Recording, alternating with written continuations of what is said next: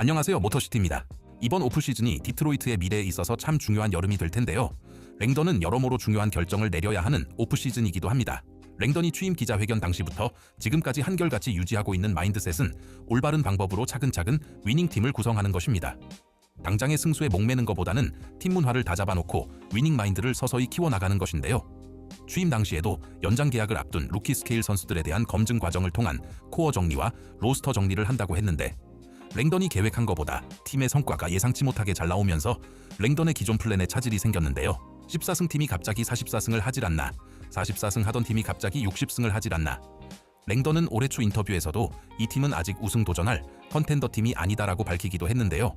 갑작스런 높은 순위에 팬들의 눈만 높아져서 트레이드 데드라인 때 큰 거 한 방을 외치는 현지 팬들이 많았지만, 플레이오프를 통해서 정규 시즌 때 가려져서 잘 드러나지 않았던 각종 문제점과 한계가 한두 개가 아님이 드러나면서 현실 자각을 할 수 있게 된 좋은 계기가 되었습니다. 이제 디트로이트는 올 시즌 60승, 그리고 플레이오프 2라운드 진출을 거두며 다음 시즌 컨퍼런스 파이널 진출 이상을 목표로 로스터 업그레이드 구상을 해야 하는데, 그러기 위해서 가장 먼저 중요한 결정을 내려야 하는 건 토바이어스 해리스와 재계약을 하느냐, 그리고 던컨 로빈슨과도 내년에 함께하느냐가 되겠습니다. 해리스는 다른 시즌들에 비해 잔부상이 많고 다소 에이징 커브라 느껴지는 느려진 수비에서의 발움직임과 떨어지는 리바운드 참여도를 정규 시즌에 보여주었는데요.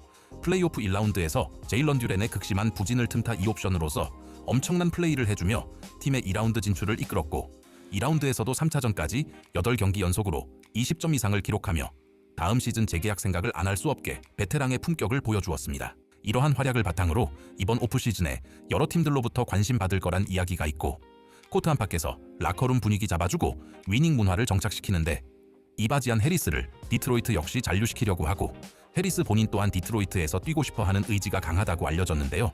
이제 한 가지 문제는 과연 내년에 34살이 되는 이 친구에게 주전 4번 자리를 맡기는 게 로스터 업그레이드가 맞는가입니다.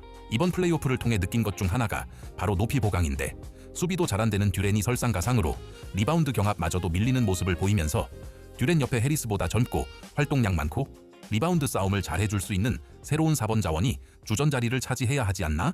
라는 생각을 하게 되었습니다. 수비에서도 하든에게 헌팅을 당하는 장면이 플레이오프 2라운드에서 여러 차례 연출했는데요.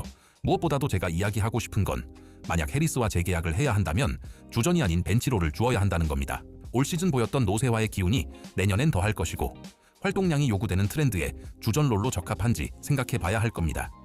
디트로이트의 올 시즌 경기 패턴들을 보면 1쿼터의 주전들이 정신 못 차려서 벤치 유닛 투입, 벤치 유닛이 에너지 레벨 높이면서 분위기 반전시키고 정신 차린 주전들이 각성하는 패턴을 자주 연출했는데, 플레이오프를 통해 느낀 건 단순히 에너지 레벨만으로 정규 시즌 82경기와 플레이오프를 치르기엔 한계가 명확하다는 거고, 이제는 로스터에 탤런트를 추가해야 한다는 겁니다. 이전에 글과 영상에서 그래프를 통해 디트로이트 선수들의 공수 밸런스가 다소 약하다는 이야기를 한 적이 있는데, 이번 오프시즌의 공수 밸런스가 고른 선수를 영입하는 게 중요하고, 정적인 지공 농구를 지향하는 커닝햄과 해리스를 같은 주전 라인업으로 기용하는 것보다 해리스를 벤치 1옵션 롤을 부여하는 게 팀으로서 더 나은 선택이 아닌가 생각이 듭니다.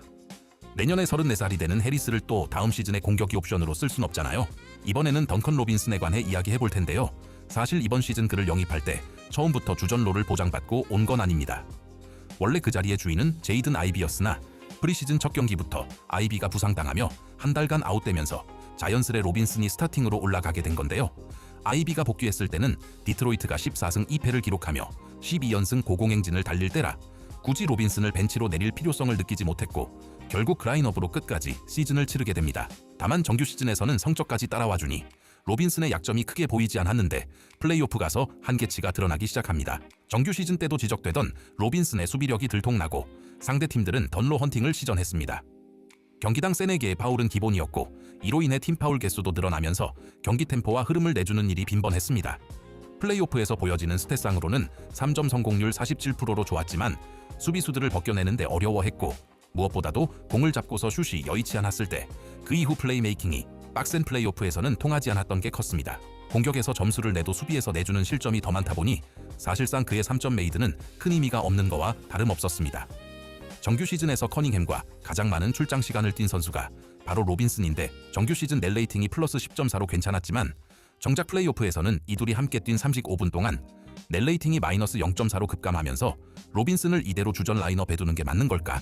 라는 질문을 던지게 됩니다. 표본이 그리 크진 않지만 로빈슨과 해리스를 리드와 함께 페어링하면 넷 레이팅이 플러스 24.3으로 좋습니다. 좀 더 넓혀서 젠킨스와 홀랜드까지 이 라인업에 투입하면 한 번쯤 테스트해볼 만한 조합이라 생각이 들고 이번 시즌 벤치 유닛보다 더 탄탄한 느낌도 듭니다. 그럼 디트로이트 입장에서 해리스와 로빈슨에게 제시할 수 있는 베스트 시나리오는 뭐가 있을까요? 우선 해리스를 벤치롤로 쓸 거라면 그의 나이까지 감안해서 15에서 18밀리언 사이의 금액이 가장 적당한 선이 아닐까 생각됩니다. 덩컨 로빈슨은 셀러리 지표상 2년 계약이 남아있지만 다음 시즌은 2밀리언만 보장이고 내후년은 비보장이기에 일단 그를 웨이브하고 새로운 계약 규모를 논의하는 게 어떨까 생각해서 웨이브 이후에 연애 10에서 12밀리언 사이의 금액으로 합의해서 팀 셀러리적으로도 3에서 5밀리언 정도 여유를 만들어 놓는 게 어떨까 생각해 봅니다. 다만 로빈슨을 이번 여름에 트레이드 카드로 활용할 계획이라면 굳이 웨이브 할 필요 없이 셀러리 필러로 활용할 수 있겠습니다. 고로 만약 두 선수를 알맞은 가격에 벤치로 활용한다 라고 한다면 저는 이 두 선수를 내년 디트로이트 로스터에서 보는 걸 찬성하고 만약 두 선수가 내년에도 주전 라인업에 있다면 디트로이트 팬들 입장에서는 아쉬운 소리가 나올 여름이 될 겁니다. 다음은 올 시즌 맹활약한 자본테 그린에 관한 것인데 여러 팀들로부터 러브콜을 많이 받지 않을까 예상해봅니다. 올 시즌 팀에서 유일하게 정영기를 소화했고 3.38.1%를 찍어주며 디트로이트의 부족한 스페이싱에 도움을 주었습니다.